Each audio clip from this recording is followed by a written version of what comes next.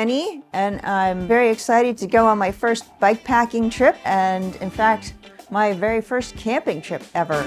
You don't need fancy bags to go on a short bike trip. You can make use of what you have at home. Annie connects plastic buckets to her road bike and loads them up. On top of the bike buckets, she secures a recycling bin with used bike tubes and fills it up with larger items. Next, she rides from her house in Beaverton towards the start of the route.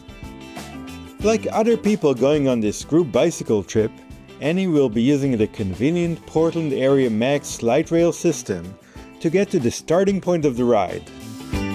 As Annie is exiting the MAX, Ryan and Aaron are already waiting by the station, talking about each other's bike gear.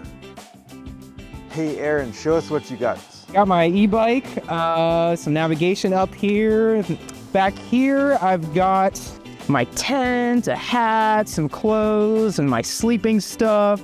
We got a stove down here and some food, my tent poles. And then over here, I've got my warm clothes for in case it gets cold tonight. My lock in case we stop somewhere, and that's pretty much it. That's all I need. Are you worried about your e-bike batteries running out? I would be. I brought 2 batteries though, so I think I'll be fine. If I had just the one, I think it would be like right on the line. But an extra one, I'm good to go. I'll have more than enough. I could maybe do it another half time if I wanted to.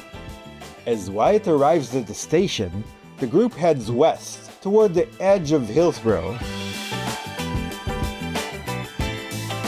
The ride is organized by Adventure Cycling Association, a non-profit whose mission is to inspire people to travel by bicycle.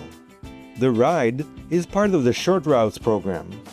The program is aimed at people camping using their bikes for the first time, and for anyone else who might lead a busy life but would like to take a short getaway adventure on their bikes. The Short Routes program is aimed at making bicycle travel more accessible to more people. These routes in the Short Routes library are made up of routes of a distance of 50 miles to 200 miles and can be accomplished in 2 to 5 days. The 23-mile short route from Hillsboro to Stub Stewart State Park was submitted by Jenna Bikes, a well-regarded social media content creator and active transportation activist. Adventure Cycling partners with locals like Jenna in the US and Canada to offer routes to the public for free with navigation through Ride with GPS, a popular navigation app.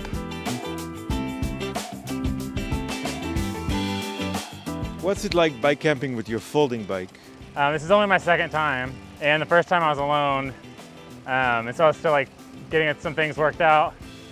This time I've kind of improved some things, like I have an extra battery this time, I have a solar panel to charge the battery, I have a different trailer, so just things that I learned on my last trip I applied to this one, and hopefully that'll keep happening until I get it down kind of pat. Our little group of bike campers approaches the town center of Banks, a great place to refresh and get some supplies. Banks has a lot to offer to people riding through it.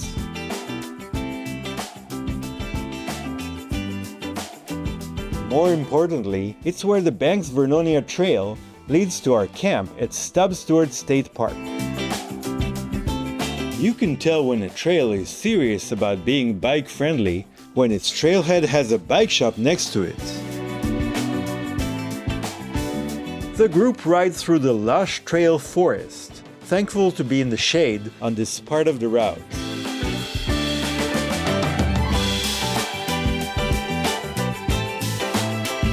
The trail also has plenty of bike hubs where you can stop for some quick bike maintenance.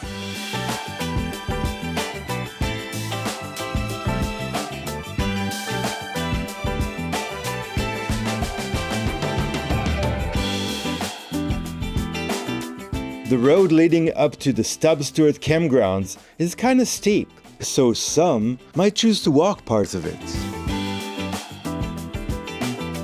At the information center, the group tries to figure out where all the many camp amenities are located and use the available electrical outlets to charge their devices.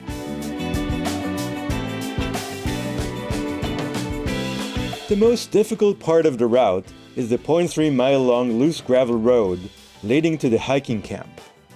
It is quite challenging in parts, but it's worth it to be in a fairly isolated camp away from cars and RVs.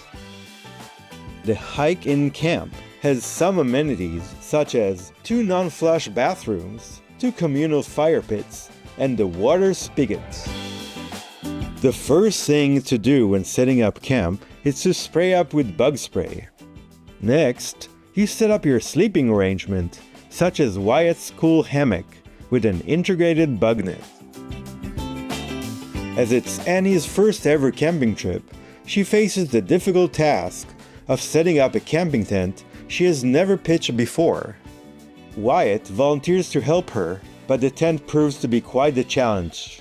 Luckily, from the neighboring campsite, Ian and Claire offer further assistance. They also generously help set up the last tent in our campsite.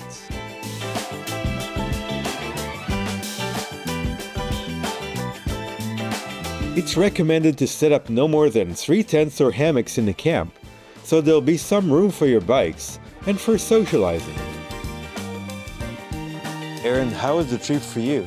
It was amazing. The weather was nice. The trail and the park are beautiful, and I got to meet some new friends, so I got everything I wanted. The trip was exhilarating, exhausting, and absolutely magical. I will come back here in a heartbeat. It's absolutely gorgeous.